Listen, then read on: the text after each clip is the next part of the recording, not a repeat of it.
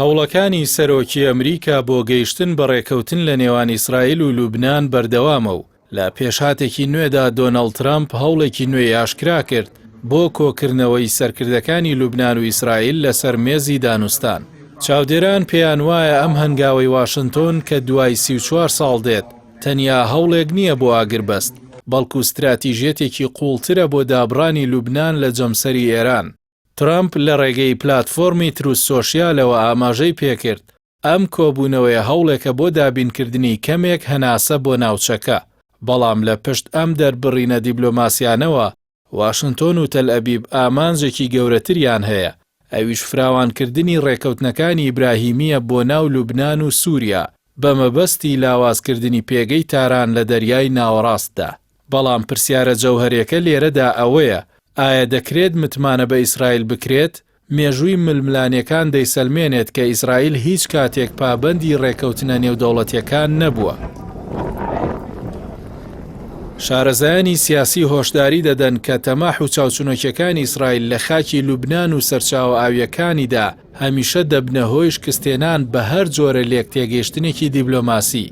دوایین پەیوەندی سیاسی نێوان هەردوو وڵات 43 ساڵ لەمەوبەر بوو کە ئەویش بە کوژرانی بەشیر جومەیل و شکستی ڕێکەوتنی حەڤەی ئایار کۆتایی هات. جگەلەوەی ئیسرائیل بە هیچ جۆرێک بەو ئاگربەستەوە پابەند نەبوو کە دوای ڕاگررتنی جەنگی سەرغەزە هاتە ئاراوە لە ساڵی ڕابردوودا.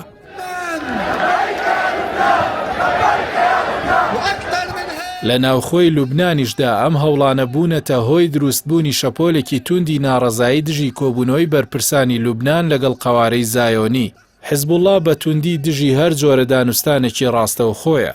نەعیم قاسم ئەمینداری گشتی حیزبوڵڵا ئەم جۆرە جوڵانی بە بێمانا و خۆبەدەستەوەدان وەسف کردووە.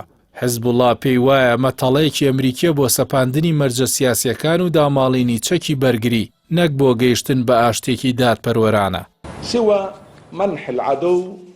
هاوکات حەسەن فەزوڵڵا پەرلەمانتاری فراکسیۆنی وەفا بۆ بەرگری ڕەخنەی توند لە دەسەڵاتی لوبنان دەگرێت و دەڵێت ئەم دانوستانانە بەبێ تەوافقی نیشتیمانی بەڕێوە دەبرێن و تەنیا لە بەرژەوەندی ئیسرائیلدایە.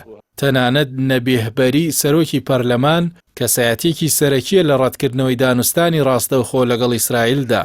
لە کاتێکدا هەندێک لایەنی لوبنانی ئەمە بە دەرفەتێک دەبینن بۆ دەوڵەت و سەروەری، بەشێکی زۆری شەقام و هێزە سیاسیەکان کۆبوونەوەکەی 2 ڕۆژ لەمەوبەر بە سێشەممەی شەرمەزاری ناوی دەبن. بە بڕوای چاودێران ئەنجامی ئەم قومارە سیاسەی ترامپ هەرچیەک بێت ڕاستیەک هەیە کە ناتوانرێت پشتگوێ بخرێت، ئەویش ئەوەیە کە حیزبوڵڵا بەشێکە لە پێکهاتەی کۆمەڵایەتی و سیاسی لوبنان و هەر ڕێکەوتنێک کە ڕاستیە مەیدانیەکان و مێژووی پێشێلکاریەکانی ئیسرائیل لە بەرچاو نەگرێت، چارەنووسی لە شکستێنان بەو لاوە هیچی دیکە نابێت.